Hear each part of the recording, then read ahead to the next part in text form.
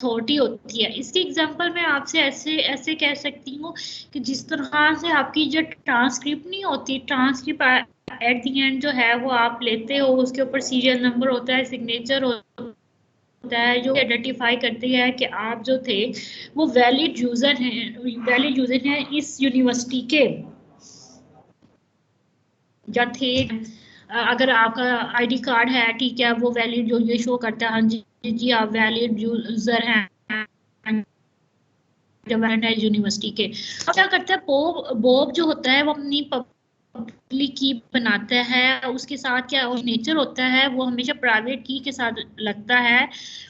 मतलब digital signature क्या होता है, आपकी प्राइवेट की के साथ वो सिग्नेचर करके उसको इंक्रिप्शन की फॉर्म में कर देता है, ठीक है। वो पब्लिक की प्लस उसका जो सिग्नेचर वो अटैच करके जो है वो सर्टिफिकेट अथॉरिटी को दे देता है। सर्टिफिकेट अथॉरिटी कोई पर्सन भी हो सकता है, रोटर ईट है, कोई भी चीज़ हो सकती है जो कि रजिस्टर करती है पब्लिक की को। तो वो क्या करती है कि बॉब्स को एक सर्टिफिकेट दे, जो कि इस बात की वेरिफिकेशन होती है कि जो बॉब है वो एक वैलिड यूजर। उसके बाद क्या होता है, चलो जी बॉब ने कर दी कि वो वैलिड यूजर है, लेकिन अब एलिस क्या करेगा, एलिस ने अगर देखना है कि हाँ जी जी बॉब की पब्लिक की जो है वो वाकई ही वैलिड है या नहीं है, तो वो पब्लिक की जो सर्टिफिकेट अथॉरिटी के जहाँ पे सारी पब्लिक की स्टोर होती हैं वो वहां से वेरीफाई करवाता है, ठीक है। उसको जो उसने फाइंड आउट की होती है ना पब्लिक की नेट से, क्लाउड कंप्यूटिंग से जो उसको मिलती है, वो यहाँ से पब्लिक की जो सर्टिफिकेट अथॉरिटी है यहाँ से वेरीफाई करवाता है कि ये वाली जो मुझे पब्लिक की मिली है क्या ये ठीक है या नहीं ठीक। अगर अगर वो ठीक होती है तो वो उसको क्या कर देते हैं, आंसर दे देते हैं हाँ जी जी आपके पास जो बॉब की पब्लिक की थी वो ठीक है। अब ये सर्टिफिकेट किस किस्म की इंफॉर्मेशन रखता है, अब ये बात मैंने आप लोगों को पहले भी बताया,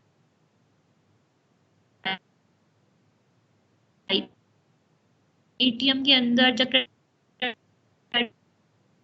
क्रेडिट कार्ड नंबर जो है ये सारी इंफॉर्मेशन स्टोर होती है। तो इसी तरह क्या होता है मैम जी मैम आपकी आवाज नहीं आ रही। कर दें ये अच्छा आपने जो सर्टिफिकेट कौन सी इंफॉर्मेशन कंटेन करता है ना, यहाँ से दोबारा बता दें, वो आवाज डिस्टॉर्ट हो गई थी। अच्छा अब ठीक आ रही है, जब मैं चेंज करूं अपना वे, नहीं मैम मतलब मैं अब ठीक है। अच्छा कौन सी स्लाइड नंबर से बात करेंगे आप? वाला नेक्स्ट ये जो आपने नेक्स्ट की थी, ये वाली जी 70, ये वाली सर्टिफिकेट, हाँ ये अभी मैं बता रही हूँ, अभी मैंने स्टार्ट नहीं किया, ठीक है। ये मतलब जैसे मैंने आपको बताया था, जिस तरह आपका एटीएम होता है, क्रेडिट कार्ड होता है, उसमें आपकी इंफॉर्मेशन होती है कि स्टार्टिंग डेट क्या है, एक्सपायरी डेट क्या है, आपका कार्ड का नंबर होता है, ये सारी इंफॉर्मेशन क्या होती हैं, स्टोर होती हैं।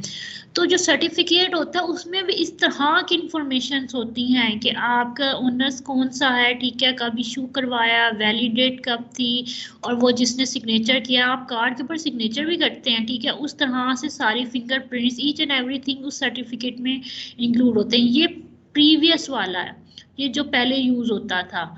अब क्या है, अब ये स्टैंडर्ड है, ये स्टैंडर्ड सर्टिफिकेट का फॉर्मेट है जिसका नाम है X.509 सर्टिफिकेट फॉर्मेट, ये एक स्टैंडर्ड फॉर्मेट है।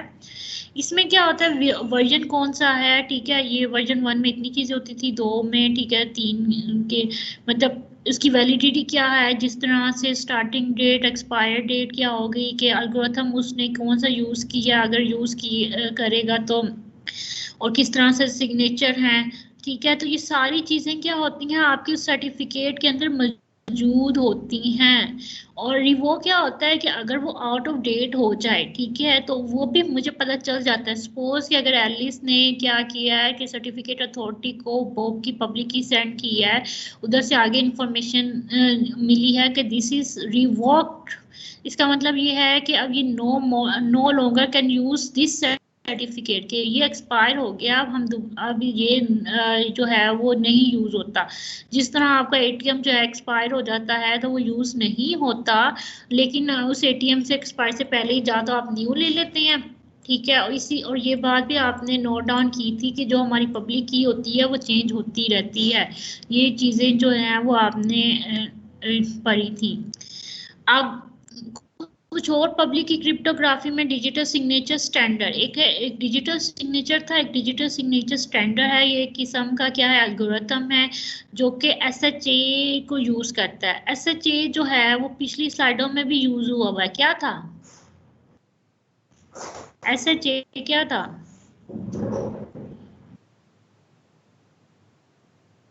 हाँ जी जी, कहाँ? मैम ये इंक्रिप्शन के लिए यूज होता है स्टैंडर्ड, या ये इसमें ना यानी कि पासवर्ड को इनक्रिप्ट कर देता है, हैश होता है, स्टैंडर्ड हैश एल्गोरिथम। हाँ जी, सिक्योर हैश एल्गोरिथम स्टैंडर्ड, ठीक है। तो ये आपके जो हैश एल्गोरिथम है उसके साथ ये क्या यूज होता है, ठीक है। डिजिटल सिग्नेचर स्टैंडर्ड एक एल्गोरिथम है, ये इंक्रिप्शन जो की एक्सचेंज के लिए यूज होता है। ये इसके साथ हैश एल्गोरिथम, अगर आपको याद हो, हैश एल्गोरिथम हमने मैसेज ऑथेंटिकेशन में पढ़ा था, जिसमें मैसेज ऑथेंटिकेशन में क्या होता था, आपके एक मैसेज के साथ जो है कि हैश को अटैच कर देते थे और वो यूजर के रिसीवर के पास जब पहुंचता था तो रिसीवर दोबारा उस हैश को कैलकुलेट करता था और जो उसके पास हैश एल्गोरिथम होता है उसको कैलकुलेट करता है, उन दोनों का कंपैरिजन करता है। अगर दोनों के आगे सेम, इसका मतलब है कि कोई भी चेंजिंग नहीं हुई। तो कुछ याद आया है? तो ये वो सारी चीजें हैं, ठीक है। एक दूसरा है इलेक्ट्रिकल क्रिप्टोग्राफी। ये जो है ये छोटे बिट साइज का अगर आपने मैसेज सेंड करना हो उसके लिए बेटर है, लेकिन ये आरएसए से ज़्यादा बेस्ट है और ये थोड़ा सा ज़्यादा कम्प्लेक्स है। अब डेफी हेलमेट जिस तरह से बताया, उसने दोबारा डेफी हेलमेट का वही बताया कि डेफी हेलमेट में आप जो है मैनी द मिडल अटैक को ओवरकम कर सकते हैं with the help of digital signature and public की सर्टिफिकेट। बिकॉज डिजिटल जो सिग्नेचर है हमें जो है इंटेग्रिटी नॉन रेपुटेशन बताता है कि इंटेग्रिटी आपका मैसेज जो है वो ट्रू फॉर्म है, इसका मतलब है वो वेरीफाई क्या कर देता है, डेट टाइम और सिग्नेचर को। और नॉन रेपुटेशन क्या होता है कि आपका जो सोर्स जहाँ से भी आया वो ऑथेंटिकेशन है, मतलब ये सारी चीजें आपकी क्या डिजिटल सिग्नेचर प्रोवाइड कर देता है। जैसे हमारा ई कॉमर्स क्योंकि ग्रो कर रहा है तो इसका मतलब है हमें ऑथेंटिकेशन होनी चाहिए कि कोई मालवेयर पर्सन्स तो नहीं है, कोई हैकर तो नहीं है, क्या ऑथेंटिकेट है क्या ठीक नहीं है। इवन ई कॉमर्स वेबसाइट के ऊपर भी हैकर जो है एज अ कस्टमर के तौर पे लॉगिन होके आपके बहुत सारे जो वेबसाइट है उनको नुकसान पहुंचा सकते हैं, आपकी जो इंटेग्रिटी है उसको नुकसान पहुंचा दे सकते हैं। अब वही बात दोबारा कर रहा है कि जो डिजिटल सिग्नेचर होता है वो इंक्रिप्शन के वक्त प्राइवेट की के ऊपर अप्लाई होता है। जो डिजिटल सिग्नेचर होता है वो हमेशा प्राइवेट की के ऊपर अप्लाई होता है, पब्लिक की के ऊपर नहीं होता। और कोई भी वैलिडेट कर सकता है with the help of that signature कि वो वैलिड है जो नहीं है। जिस तरह से आप जो है अपनी जो एप्लीकेशन फॉर्म के ऊपर एचओडी का सिग्नेचर जाके किसी का भी सिग्नेचर करवा के वेरीफाई करवा देते हैं कि हाँ जी आपकी बात ठीक है, तो वही बात है उस सिग्नेचर से जो है वो बोफ जो एटलीस्ट जो है वो देख लेते हैं कि हाँ जी जी ये ओरिजिनल है भी सही जो नहीं है और ये ठीक है जो नहीं। अब वही बात है कि ये जो एक एल्गोरिथम हैश एल्गोरिथम है उसके अंदर प्राइवेट की के साथ जो है डिजिटल सिग्नेचर अटैच हो रहा है, उसके बाद जो आता है ये मैसेज डाइजेस्ट। अगर आपको याद हो तो मैंने हैश फंक्शन में भी पढ़ाया था, मैसेज डाइजेस्ट हैश फंक्शन में भी था। तो वो हम क्या कर देते हैं, रिसीवर को सेंड कर देते हैं। जब रिसीवर के पास पहुंचता है तो वो हैश फंक्शन को लेदर्स निकाल के उसको कैलकुलेट करता है और जो उसके पास होता है उसको कैलकुलेट करता है। अगर दोनों की वैल्यू आ जाए सेम, इसका मतलब ये है कोई भी चेंजिंग नहीं हुई, मैसेज बिल्कुल ठीक पहुंचा है। अगर चेंजिंग है इसका मतलब है कुछ ना कुछ गड़बड़ है। वही ये दोनों सेम है, ये वाली जो डायग्राम है और ये वाली जो डायग्राम है दे आर सेम एग्जांपल। ये मतलब आपके एल्गोरिथम के अंदर वो की प्राइवेट की और मैसेज आ रहा है और ये जो सिग्नेचर है वो साथ अटैच हो रहा है मैसेज के, ठीक है। मतलब ये सारी फॉर्म में डाल के इसके साथ अटैच करके रिसीवर को सेंड कर रहा है। रिसीवर जो है वो डिक्रिप्ट कर रहा है पब्लिक की से और वेरीफाई भी कर रहा है हैश फंक्शन के जरिए क्या ये वैलिड है या नहीं है, ठीक है। जो मैसेज डाइजेस्ट है वो वही बात है कि आप वन वे हैश फंक्शन जो मैंने वही बात जो आपको ने मैसेज ऑथेंटिकेशन में पढ़ी थी वो सारी प्रॉपर्टीज ये रखता है। इंक्रिप्शन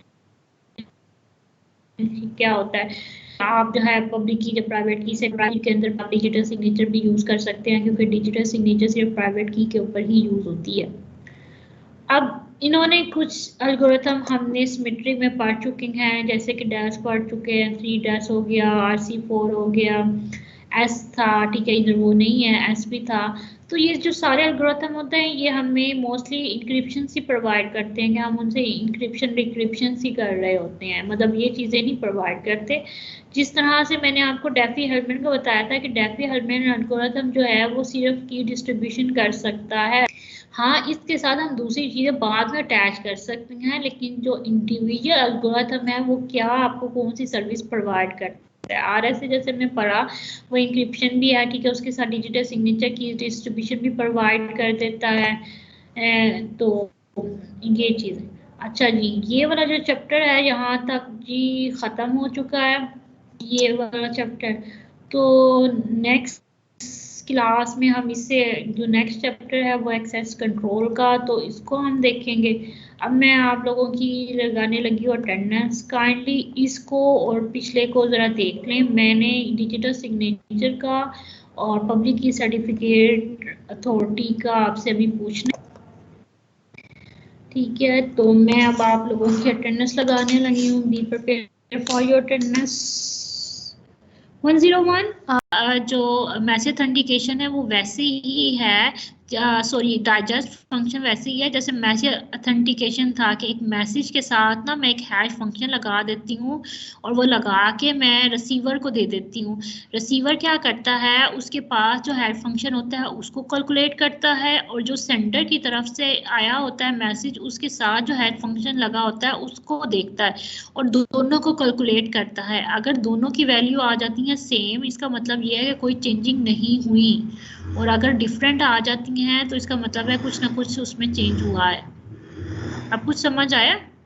अच्छा रिमशा, इसको ना वैसे रिमशा इसको ना मैसेज ऑथेंटिकेशन का वो जो पार्ट है ना हमारा वन वे हैश फंक्शन, ठीक है, सी मैक फंक्शन, जरा उसको पढ़ना। वो उसको भी मैसेज डाइजेस्ट कह सकते हैं। उधर भी हमने मैसेज डाइजेस्ट का जो वर्ड है लिखा हुआ है, उधर भी लिखा हुआ है, उधर भी आप देखिए। अच्छा जी 101